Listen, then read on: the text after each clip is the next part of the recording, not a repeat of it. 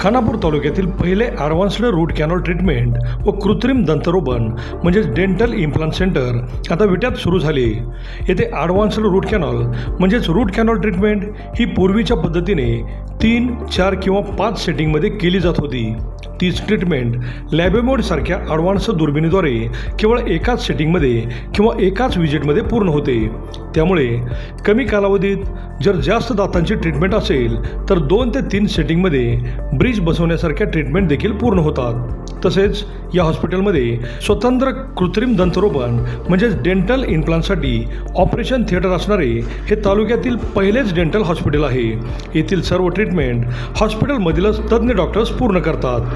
Doctor Prithviraj Deshmukh व doctor Pooja Deshmukh हे route canal व इम्प्लांटमधील अनुभवी व दातांमधील MDS म्हणजेच masters of dental surgery he degree प्राप्त असून सर्वच अत्याधुनिक ट्रीटमेंट ह्या एकाच छताखाली केल्या जातात. चला तर मग आपल्या दातांच्या कुठल्याही समस्यांसाठी आजच भेट द्या. आमचा पत्ता डॉक्टर देशमुख सुपर स्पेशालिटी दातांचा दवाखाना व रूट कॅनॉल स्पेशालिटी सेंटर, दृष्टी हॉस्पिटल शेजारी, यशवंत नगर, विटा. नमस्कार, प्राईम न्यूजमध्ये आपल्या सर्वांचं स्वागत. आज आपण आलो आहे डॉक्टर देशमुख सुपर स्पेशालिटी दातांचा दवाखाना जो की यशवंत नगरमध्ये आहे. आपण आज बघतो आहे की सर्वसामान्य माणसाला जीवन जगत असताना दातांची गरज किंवा दातांचं महत्त्व किती आहे हे सहजासहजी लक्षात येत नाही. ज्यावेळी दातांचा त्रास सुरू होतो त्यावेळेला मात्र त्यांना डॉक्टरशिवाय पर्याय नसतो. आपण आज आलो आहे डॉक्टर पृथ्वीराज देशमुख आणि डॉक्टर पूजा देशमुख जे की यशवंत नगरमध्ये त्यांचं डॉक्टर देशमुख सुपर स्पेशालिटी दातांचा दवाखाना जो आहे तो चालवतात. त्यांच्याशी आपण चर्चा करतो आहे. सर, सुरुवातीला आपली ओळख सांगा. मी doctor Prithviraj Deshmukh, root canal specialist, cosmetic आणि इम्प्लांटॉलॉजिस्ट. नमस्ते, मी doctor Pooja Deshmukh, root canal specialist and implantologist. आपण बघतोय की साधारणतः किती वर्ष झालं आपलं हॉस्पिटल हे आता इथं सुरू होऊन? 4 वर्ष आपल्या हॉस्पिटलला सर पूर्ण झालेली आहेत. आणि मेन जे आपण इथं स्पेशालिटी जे करतो, कारण रूट कॅनल जी ट्रीटमेंट असते ती सर्वसाधारण नाही म्हटलं तरी 3 विजिट, 4 विजिट, 5, कधी सर 1-1.5 महिना तरी ट्रीटमेंट चालते. तर अशा केसेसमध्ये जेव्हा आपण एक्सरेवरती, मेन आपला जो पोर्टेबल जे एक्सरे असतात त्याच्यात अचूक निदान होण्यासाठी मदत होते. त्या एक्सरेच्या आधारे आपण जी काही ट्रीटमेंट असेल ती कमी कालावधीमध्ये पूर्ण ट्रीटमेंट कमी व्हिजिटमध्ये कशी देता येईल ह्याचा सुरुवातीला आपण पहिल्यापासून प्रयत्न करत आलो आहोत. आणि त्याच ट्रीटमेंट कधी अगदी एका व्हिजिटमध्ये देखील त्या पूर्ण होतात जेव्हा इन्फेक्शन पूर्ण वगैरे गेलं असेल अशा केसेसमध्ये. कधी सर पेशंटना सूज असते किंवा बाकीच्या गोष्टी, क्रोनिक इन्फेक्शन म्हणजे जे 6 महिन्यापासून दाट दुखते, कधी ती गोळ्यांवरती थांबते, कधी पूर्वीचा म्हणजे लिंबाचा पाळा किंवा कोळसा किंवा लोक बरेच अगदी म्हणजे चुना वगैरे ठेवून पण दुखणं थांबवतात. पण अशा केसेसमध्ये क्रोनिकपणा जो असतो, इन्फेक्शन सर जात नाही, दुखणं तात्पुरतं थांबतं पण जे इन्फेक्शन असतं ते वाढत जात. अशा केसेसमध्ये 2 ते 3 टप्प्यात आपण ट्रीटमेंट ती कंप्लीट करतो. पण अंडर मायक्रोस्कोप आपल्याकडे आता जे त्याचे ॲडव्हान्स त्या दुर्बिणी म्हणतो आपण त्या आहेत, त्याच्या ह्याच्यामध्ये आपण त्या केसेसमध्ये त्या दुर्बिणींचा वापर करून ट्रीटमेंट आपण पूर्ण एका व्हिजिटमध्ये करतो रूट कॅनलची जी असेल ती. साधारणतः सर्वसामान्य माणसाला जसं की थोड्या अंतरानं रक्त तपासणी करून शरीराची त्यांची परिस्थिती समजते, तसं दातांचं नेमकं काय आहे की साधारणतः त्या रुग्णानं तुमच्याकडे दातांची तपासणी कशी केली पाहिजे? दातांची तपासणी म्हणजे मेन सर होतं असं की सर्वसाधारण दात दुखलं की डेंटिस्ट हे एक पहिल्यापासून हे होतं. पण दाताचं दुखणं वाढेपर्यंत आपण जे फक्त बघतो की दाताची आरोग्य चांगलं राहणं किंवा दात निरोगी राहणं आपण जे म्हणतो, त्याच्यासाठी एक साधारण 6 महिन्यातून जस्ट डेंटल चेकअप करणं गरजेचं असतं. अशा ह्याच्यामध्ये काय ट्रीटमेंट करणंच गरजेचं नाही. कधी हिरड्यांच्या हिरड्यांच्या मध्ये जी जागा असते त्याच्यामध्ये अन्नकण अडकतात किंवा त्याच्यामध्ये इन्फेक्शन होतं, जे हिरडीचं इन्फेक्शन नंतर वाढत जाऊन मग ते दातांचं दुखणं किंवा सूज येणं असे प्रकार घडतात.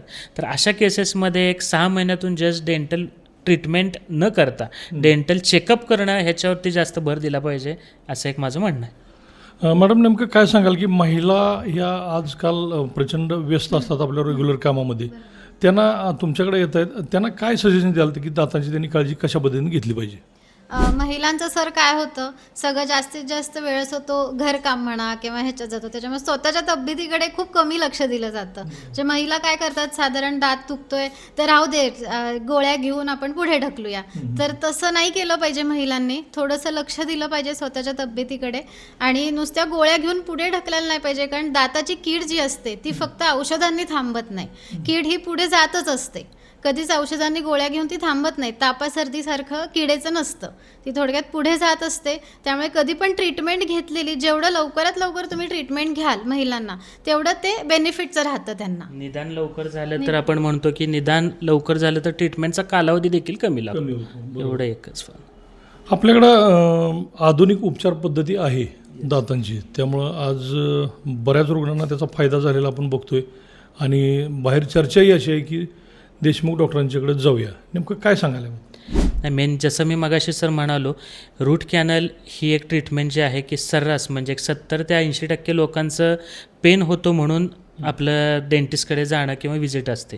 तर अशा केसेसमध्ये रूट कॅनल ह्या ज्या प्रक्रिया होत्या त्या पूर्वी ज्या चालायच्या ह्याला जास्त सर व्हिजिट लागायचे. आत्ता जे आधुनिक त्याच्या दुर्बिणी म्हणू आपण, जे अंडर मायक्रोस्कोप अंडर ट्रीटमेंट ज्या केल्या जातात त्या आपल्या हॉस्पिटलमध्ये पूर्णपणे उपलब्ध आहेत आणि त्या मायक्रोस्कोप अंडर ट्रीटमेंटचं अचूक निदान करणं, ट्रीटमेंटच्या कमी कालावधीमध्ये कमी व्हिजिटमध्ये ते पूर्ण करणं, ह्या गोष्टीवर आपण जास्त फोकस करतो. दुसरं एक असं की सर डेंटल इम्प्लांट म्हणजे ज्याला आपण कृत्रिम दंतरोपण म्हणतो, तो एक विभाग आपल्याकडे, कारण सर खानापूर तालुक्यातलं आपलं पहिलं सेपरेट म्हणजे स्वतंत्र ऑपरेशन थिएटर असलेला आपला कृत्रिम दंतरोपणाचा विभाग आहे. ज्या सर्जरीज सर असतात त्या पूर्णपणे आपण 1 तासामध्ये किंवा 2 तासामध्ये अगदी फुल माउथ इम्प्लांट ट्रीटमेंट पण आपण करतो. ह्याच्यामध्ये कधी कधी आपण ऐकतो की आपल्याला ब्रिज ट्रीटमेंट करायचा सल्ला दिला जातो. 2 दातांचं जे समजा एखादी दाढ काढलेली असेल काही कारणास्तव किंवा एखादी दाढ पडलेली असेल, तर अशा केसेसमध्ये सर 2 दातांच्या साईडचा दातांचा आधार घेणं किंवा त्या दातांची हाईट कमी करणं आणि मग त्याच्यावरती तो ब्रिज बसवणं ही पूर्वीपासून फार चालत आलेली ट्रीटमेंट. पण ह्या ट्रीटमेंटमध्ये सर एक त्याचा डिसॲडव्हान्टेज आपण म्हणूयात की 2 दातांना विनाकारण त्या ट्रीटमेंटमध्ये खेचलं जातं. 2 दातांचा वापर करून 3 दातांचं ब्रिज बसवतं. तर अशा केसेसमध्ये जे इम्प्लांट म्हणतो आपण, हे सगळ्यात आत्ता अद्ययावत ट्रीटमेंट म्हणली जाते. किंवा साईडचे तुमच्या दोन्ही दातांना काहीही न इजा करता आपण सिंगल कृत्रिम दंतरोपण करून स्क्रूच्या आधारे सेपरेट आपण दात बसवतो. ह्याचं पण एक स्पेशल स्वतंत्र ऑपरेशन थिएटर आपल्या हॉस्पिटलमध्ये उपलब्ध आहे. दाताला झिंझिने येणे म्हणजे नेमकं काय प्रकार आहे, त्याबद्दल काय सांगाल? काय होतं, काही व्यक्ती जे असतात ते हार्ड टूथब्रश वापरतात. त्याने काय होतं, दाताचा वरचा जो प्रोटेक्टिव्ह लेअर असतो आपला इनॅमल म्हणून, त्याची झीज होत जाते थोडक्यात. आणि त्याची झीज झाली की खालचा जो डेंटिन म्हणून लेअर आहे त्याला आपल्या नसा अटॅच्ड असतात. मग ते तोंडामध्ये एक्सपोज झाले की थंड काय खाल्लं किंवा गोड काय खाल्लं त्याच्यामुळे ती सेन्सिटिव्हिटी जास्त वाढते. तर मी रेकमेंड करेल की सॉफ्ट टूथब्रश आता यूज करणं सगळ्यात योग्य आहे, जेणेकरून तुमची सेन्सिटिव्हिटी वाढणार नाही. दुसरी एक अशी शंका आहे की साधारणतः दात दिवसातून किती वेळेला साफ करावेत आणि ती कशी पद्धत असावी? 2 पद्धतीने आहेत सर. सकाळी उठल्यानंतर पहिली गोष्ट म्हणजे ब्रश करायचं. जो ब्रश आहे तो 1.5 ते 2 मिनटं हा चालला पाहिजे. त्याच्यानंतर सगळ्या म्हणजे आतून बाहेरून सगळीकडून ब्रश आपला फिरला पाहिजे एकदा. त्याच्यानंतर रात्री झोपायच्या अगोदर सुद्धा 1.5 ते 2 मिनटं आपण ब्रश केला पाहिजे. आता बाकीचे आपण बघतो की जसजसं वय वाढत जाईल तसे दातांच्या तक्रारी किंवा प्रॉब्लेम्स वाढत जातात. याबद्दल नेमकं काय सांगाल की कशी काळजी घेतली पाहिजे दातांची? दातांचं मेन आरोग्य म्हणजे सर मी म्हणतो की आता अबाव 55 किंवा अबाव 60 वर्षानंतर थोड्याशा सर हिरड्यांचं कमकुवत होणं हा नॉर्मल एक हे आहेच.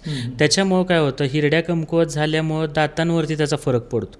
म्हणजे आपण जे म्हणतो हिरडीतून दात सैल होणं थोडक्यात प्रकार.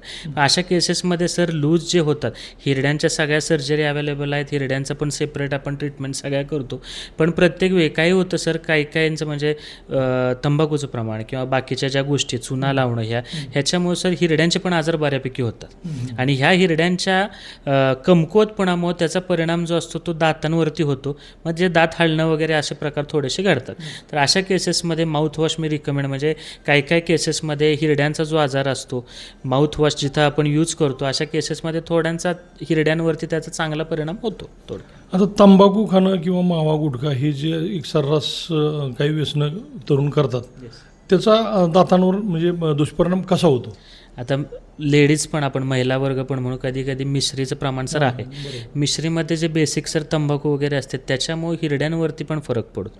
आपण ट्रीटमेंट रूट कॅनल केली किंवा कृत्रिम दंतर, सगळ्यात महत्त्वाचं सर जेव्हा आपण इम्प्लांट वगैरे अशा प्रक्रिया करतो अशा केसेसमध्ये ओरल हायजीन म्हणजे स्वच्छता, तोंडाची जी स्वच्छता असते ते बेसिक गरजेचं आहे. कारण त्याच्यामध्ये जर तंबाखूचे वगैरे जर कण गेले किंवा चुना वगैरे गेला तर त्या आतल्या ओरल मुकोसाला तर ते हार्म करतंच, म्हणजे त्याला इजा होते आतल्या जे सॉफ्ट टिश्यू वगैरे असतात त्यांना.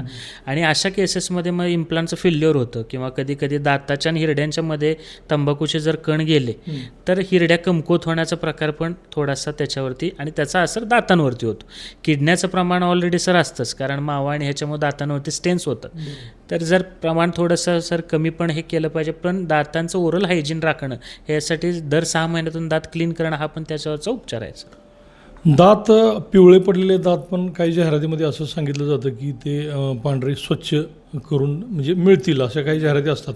नेमकं काय प्रकार आहे म्हणजे?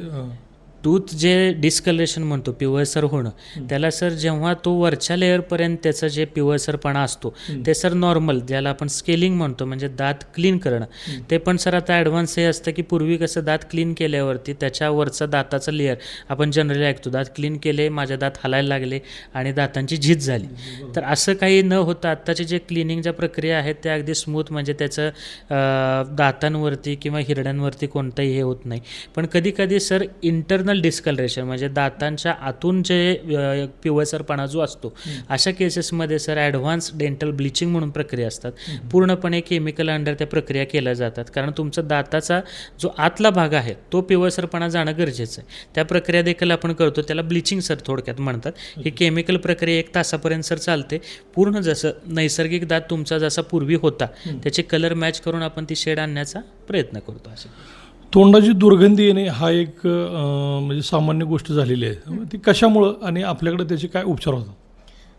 दुर्गंध सर कशामुळे येते? साधारण हिरड्यांची झीज झाली असेल, अन्न त्याच्यामध्ये 2 दातांच्या मध्ये अडकून बसलं, नॉर्मल ब्रश आपला तिथे पोचत नाही, त्याच्यामुळे ते अन्न तसंच राहिल्यामुळे ती दुर्गंध यायला चालू होते. तर त्याच्यासाठी माउथवॉश एक वापरणं गरजेचं आहे. आणि 6 महिन्यातून एकदा तरी अशा पेशंट्सना ज्यांना दुर्गंध येतात, हॅलिटॉसिस म्हणतात त्याला, त्यांनी स्केलिंग करून घेणं म्हणजे क्लीन करून घेणं, थोडक्यात 6 महिन्याला करून घ्यायला पाहिजे त्यांनी क्लीन. आपण बघतोय की आता बऱ्यापैकी आपल्या दातांची माहिती आपण दिली, परंतु जे काही नवीन रुग्ण आहेत आपल्याच हॉस्पिटलमध्ये काय यावं त्यांनी, म्हणजे काय आपल्याकडे असं स्पेशालिटी काय आहे? ओके, जसं सर मी मागाशी म्हणालोच, पहिली गोष्ट सर दोघंही आम्ही जे रूट कॅनल स्पेशालिटी जे आपण म्हणतो, मास्टर ऑफ डेंटल सर्जरी, कारण रूट कॅनलचे आमचे MDSचे भरपूर विभाग आहेत, पण आम्ही दोघं जे आहेत ते इम्प्लांट, ॲज अ इम्प्लांट आणि रूट कॅनल स्पेशालिटी, ह्या दोन्हीमध्ये सर आपलं ॲडव्हान्स जी टेक्नॉलॉजी आहे ते आपण यूज करतो. कारण सर्जरी ज्या असतात, ज्या कृत्रिम दंतरोपणाच्या सर्जरी, ह्याला सर पूर्वी बराच कालावधी टेक्निक पूर्ण जुनं असायचं. आता जे डिजिटल इंट्राओरल स्कॅनर आलेत ते पण आपल्या हॉस्पिटलमध्ये आहेत, त्यांना आपण कॅप माप घेणं वगैरे त्या गोष्टी पण अगदी इझिली, म्हणजे हार्डली 2 दिवसामध्ये आपण कॅप परत बनवून घेऊ शकतो.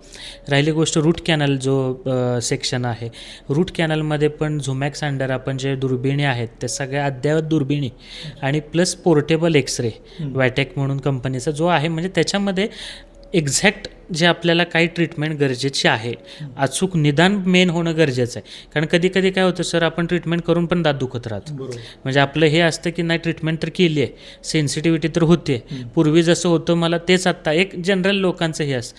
त्यासाठी सर निदान होण्यासाठी जेवढी अचूकता गरजेची आहे ती सगळी आपण ठेवण्याचा प्रयत्न सुरुवातीपासून केला आहे, असं मी म्हणतो. फक्त रूट कॅनलच असं हे नाही, हिरड्यांचं जरी असेल किंवा विनियर्स जे सगळ्यात आता दातांची झीज होणं, आणि झीज डिसीज झालेल्या दातांवरती पूर्ण दातांची हाईट वाढवून त्याच्यावरती आपण कॅप देणं, ह्या एक सगळ्या नवीन नवीन ज्या टेक्नॉलॉजीज आहेत त्या सर्व आपण सर हॉस्पिटलमध्ये ठेवलेल्या आहेत.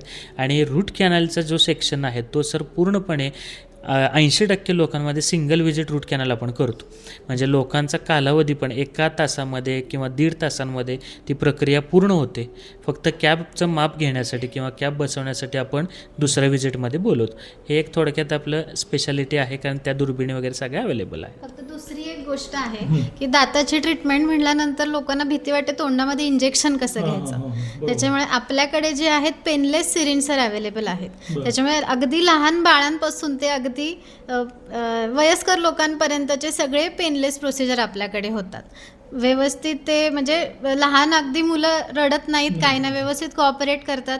त्यांच्यासाठी पण इंजेक्शन दिलेलं पण त्यांना समजत नाही, असे पण सिरिंज आपल्याकडे अवेलेबल आहेत. पेनलेस सिरिंज आपण त्याला म्हणतो, ते सगळे आपल्याकडे अवेलेबल आहेत.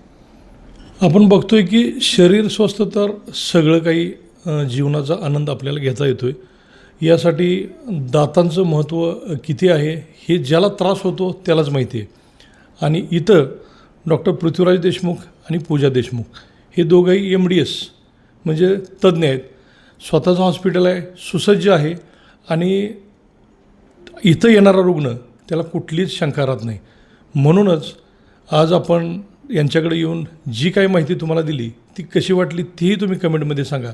आणि आपल्या दातांच्या तक्रारीसाठी फक्त आणि फक्त डॉक्टर देशमुख सुपर स्पेशालिटी दवाखाना इथं तुम्ही भेट द्या. नमस्कार.